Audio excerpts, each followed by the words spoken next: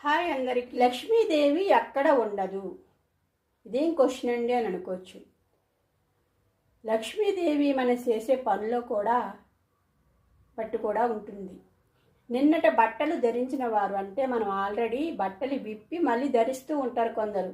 ఈరోజు వేసిన డ్రెస్ తీసి మళ్ళీ యాంగర్కి తగిలించి మళ్ళీ వేస్తూ ఉంటారు. అది ఎప్పుడూ చేయకూడదు, అది మలినం.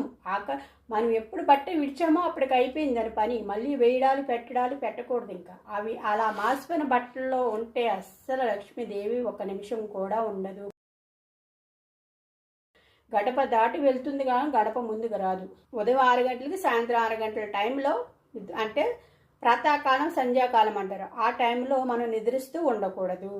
ధనానికి ధాన్యానికి పుస్తకానికి పెద్దలకి కాళ్ళు తగులుతాయి. ఒక్కొక్కసారి మన కాళ్ళు కొన్ని వస్తువులకు తగులుతూ ఉంటాయి. పుస్తకాలకి ఇలా పెద్దవాళ్ళ కాళ్ళు, మనం ఎవరికైనా కాళ్ళు తగలగానే ఇలా నమస్కారం